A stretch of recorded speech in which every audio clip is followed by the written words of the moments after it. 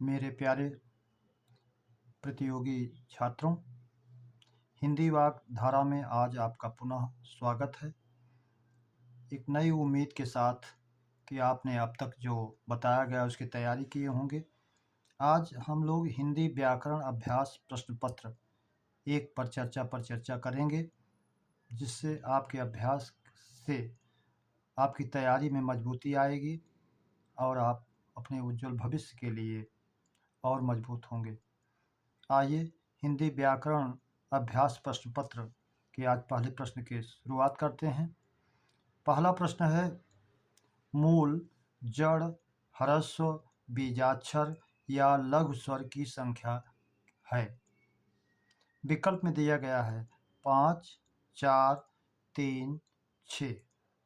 जैसा कि हम जानते हैं, हमारे मूल स्वर जो हैं वो उनकी संख्या 4 होती है, जो आ, ई, उ और री के रूप में जाने जाते हैं। और स्वरों का निर्माण हमारे इन्हीं स्वरों के मिलने से होता है, इसलिए इन्हें मूल स्वर कहा गया है, बीजाक्षर स्वर कहा गया है, लघु स्वर कहा गया है, इत्यादि नामों से जानते हैं। हमें इनके अन्य नामों की भी जानकारी रखना चाहिए।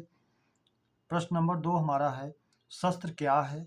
उपयुक्त वाक्य का चयन करें। वाक्यांश दिया गया है, उचित वाक्यांश का हम चयन करें।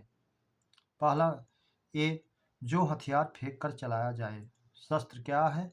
जो हथियार फेंक कर चलाया जाए। विकल्प बी, जो हथियार हाथ में थाम कर चलाया जाए। सी, एक तरह की विद्या है। डी, कोई नहीं। अब इसमें हम उपयुक्त वाक्यांश का चयन जब करते हैं तो हमें पता चलता है शस्त्र, जैसा कि हम ट्रिक बेस पर भी जानते हैं, शस्त्र सा से शुरुआत होती है, तो साथ में रहने वाला हथियार शस्त्र कहलाएगा। तो इस तरह से जो हथियार हाथ में थाम कर चलाया जाए वह शस्त्र।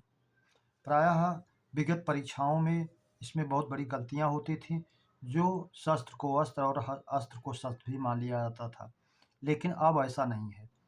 अब शस्त्र का मतलब प्रायः ये समझा जाए, आपके वाक्यांश में गलती नहीं होगी, आप यह माने कि हमारे अंदर लाइट है, करंट है। अगर हमारे उस हथियार से वो करंट उसके अंदर भी जाता है तो समझिए वो शस्त्र है, अन्यथा की स्थिति में उसे अस्त्र माना जाए। जैसे बंदूक है, तो पहले बंदूक को शस्त्र के रूप में मान लिया जाता था, लेकिन गोली निकलती है, गोली जा करके घायल करती है, ना कि हमारे शरीर में जो करंट है उसके शरीर तक उससे प्रवाहित हो सकेगा। इसलिए अब बंदूक को उपयोगी अस्त्र माना गया है। तो बंदूक हुआ, धनुष हुआ, धनुष बाण, गुलेल, ये सब हमारे अस्त्र में ही आएंगे। शस्त्र में जैसे लाठी है, तलवार है, गदा है, ये सब हमारे शस्त्र में आएंगे। अगला प्रश्न है हमारा नंबर 3, महेश अपने कपड़े स्वयं धोता है में सर्वनाम है। ए विकल्प है संबंधवाचक, बी विकल्प है निश्चयवाचक, सी विकल्प है निजवाचक, डी है पुरुषवाचक। जैसा हम जानते हैं, सर्वनाम की बात आती है तो जहाँ स्वयं, अपने आप, खुद, स्वतः ऐसा आता है तो उसे हम निजवाचक सर्वनाम में मानते हैं। तो हमारा विकल्प सी सही हो जाएगा, निजवाचक सर्वनाम। इसी तरह हमारे प्रश्न नंबर 2 में 20 सेकंड सही है, और प्रश्न नंबर 1 में 1, इसको हम टिक का निशान भी मारते चलें। अगला प्रश्न है नंबर 4 हमारा, मसृण का विलोम है।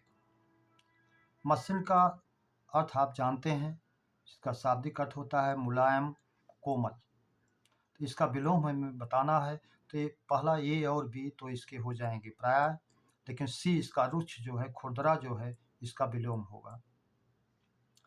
प्रश्न नंबर 5 है, कृश का विलोम है।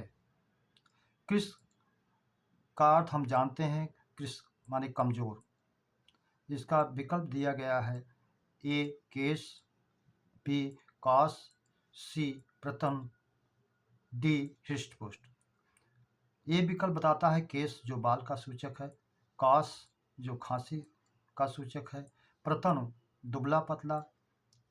इस तरह से कृश का कमजोर का विलोम बनेगा हृष्टपुष्ट जो स्वस्थ है। विकल्प नंबर डी। प्रश्न नंबर 4 का भी हम टिक मारते चलें, जिसका विकल्प सी सही है। प्रश्न नंबर 6, गोचर का विलोम है। गो का अनेकार्थी में जानते हैं, शाब्दिक अर्थ भी होता है कि गो गाय, किरण, इंद्री, स्वर्ग, कई रूपों में अनेकार्थी में जाना जाता है। लेकिन यहाँ गो इंद्रियों से जो हमें दिखाई दे, चरण करे, जो इसको हमारी इंद्रियां देखें, तो और विलोम में इसका बनेगा जो हमारी इंद्रियों से परे हो। जैसे गोतीत, ए बी अगोचर, सी इंद्रियातीत, डी अतीन्द्रिय, ई सभी। तो इसमें चारों विकल्प जो दिए गए हैं ये सब इंद्रियों से परे हैं, जो इंद्रियों के द्वारा ना देखा जा सके। गोतीत भी, अगोचर भी, इंद्रियातीत भी, अतीन्द्रिय भी। इस तरह से गोचर के ये चारों विकल्प बनेंगे। ई में इसको हम सही विकल्प के रूप में जानें। नंबर 7 है पुष्पधन्वा। पुष्पधन्वा पर्याय है। ए विष्णु, बी कामदेव, सी इंद्र, डी कुबेर। तो पुष्पधन्वा जैसा कि हम जानते हैं पुष्प है धनुष जिसका, अर्थात कामदेव। तो कामदेव के पर्याय के रूप में हम इसे जानेंगे।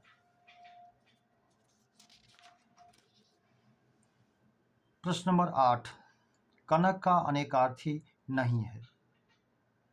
विकल्प ए सोना, बी मक्का, सी धतूरा, डी गेहूं। तो इस तरह से देखें तो हम सोना, धतूरा, गेहूं ये हमारे अनेकार्थी हैं, लेकिन मक्का इसका अनेकार्थी नहीं है। अगला प्रश्न है 9 हमारा, वाक्यांश के लिए एक शब्द।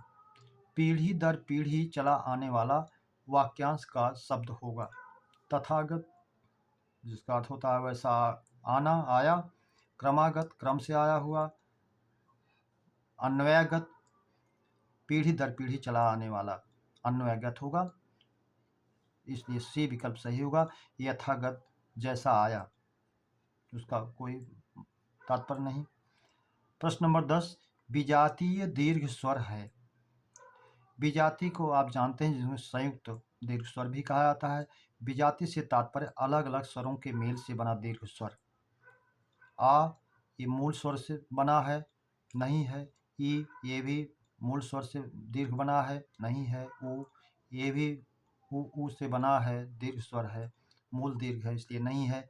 ऐ जो है आ और ए से बना है, इसलिए यह विजाति है। तो इस तरह हमारा विकल्प डी सही हो जाएगा। प्रश्न नंबर 11, स्वार्थ का संधि विच्छेद है। विकल्प ए सु प्लस अर्थ, विकल्प बी सु प्लस आर्थ, विकल्प सी स्व प्लस आर्थ, डी स्व प्लस आर्थ। ये प्रश्न टीजीटी में पिछली बार पूछा गया था 21 की परीक्षा में।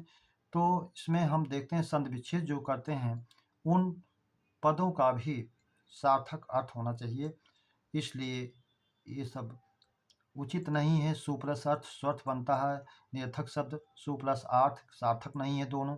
स्व प्लस आर्थ ये भी निरर्थक है।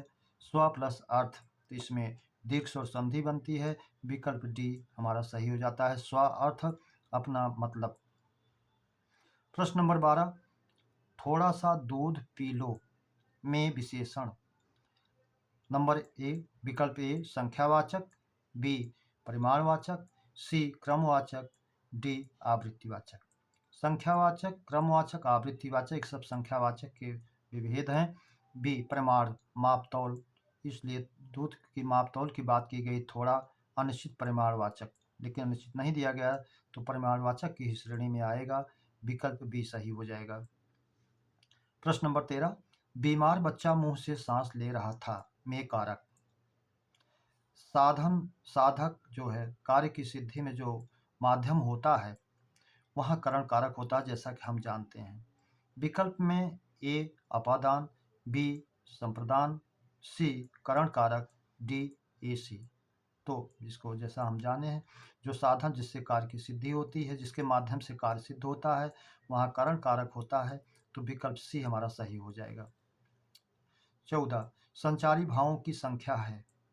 विकल्प ए 33, बी 34, सी 35, डी 36।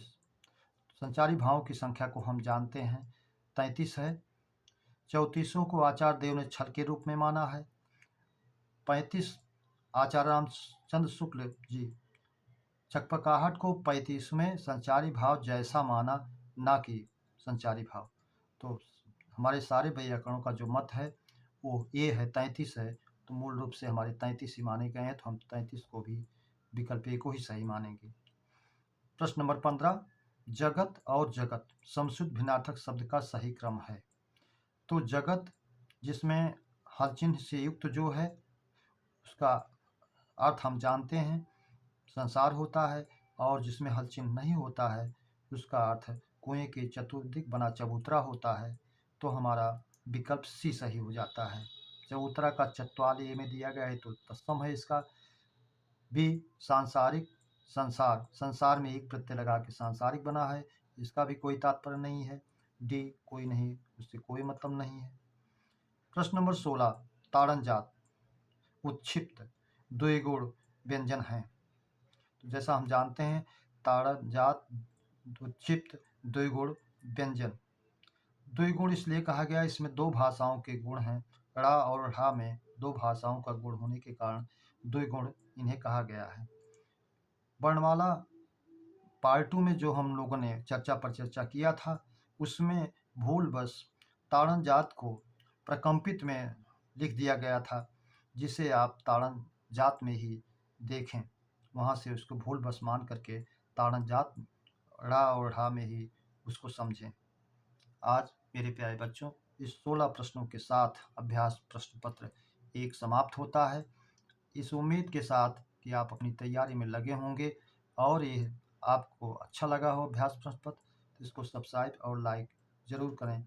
आपके उज्जवल भविष्य की कामना के साथ जय हिंद।